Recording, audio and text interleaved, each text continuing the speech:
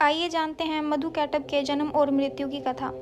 पुरातन काल में एक समय की बात है, विष्णु जी योग निद्रा में लीन थे। उस समय उनके कानों से मैल निकली तथा उस मैल से दो दैत्यों का जन्म हुआ, मधु और कैटभ। मधु और कैटभ ने उसी समय आकाश में देखा वाग बीज को। उन्होंने देखा कि यही भगवती का मंत्र है और उन्होंने वाग बीज की तपस्या शुरू कर दी। 1000 वर्ष तक तपस्या करने के बाद भगवती प्रकट हुई और भगवती ने प्रकट होकर कहा, मांगो, क्या वर मांगते हो। उस समय मधु और कैटभ ने उनसे वर मांगा कि हमें इच्छा मृत्यु का वरदान दीजिए। इच्छा मृत्यु का वरदान पाने के बाद दैत्य ब्रह्मा की ओर बढ़े।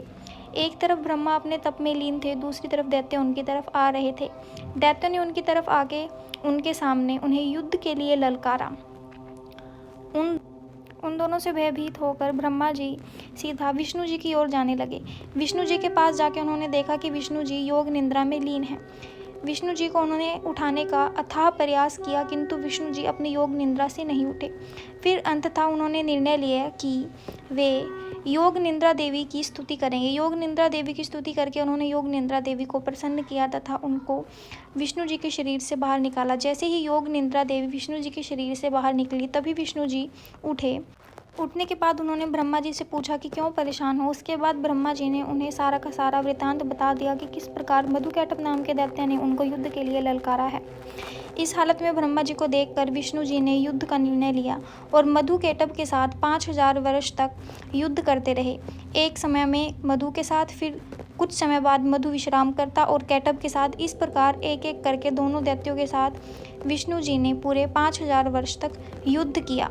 5000 वर्ष तक युद्ध करने के पश्चात विष्णु जी थक गए और थोड़ी देर के लिए उन्होंने विश्राम करने के लिए मधु कैटभ को कहा कि अब मुझे थोड़ा समय चाहिए विश्राम करने के लिए।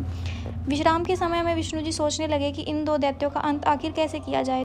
तत्पश्चात उन्होंने माँ भुवनेश्वरी देवी की स्तुति की तथा माँ का प्राकट्य हुआ।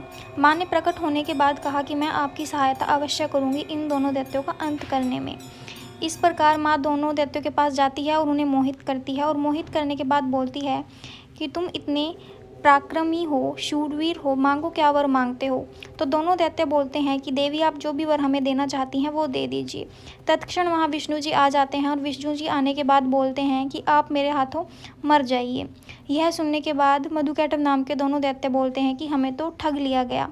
इस प्रकार दोनों दैत्य बोलते हैं कि आप हमें जल में नहीं मार सकते हैं, तो आप बताइए अब आप हमें कैसे मारेंगे। थोड़े ही समय बाद विष्णु जी उन्हें अपनी जांघ पर लेटा के पूरे के पूरे जल से बाहर लेकर आ जाते हैं तथा अपनी जांघ के ऊपर मधु और कैटभ दोनों दैत्यों का अंत कर देते हैं। इस प्रकार मधु कैटभ नाम के दो दैत्यों का जन्म हुआ और विष्णु जी के द्वारा दोनों का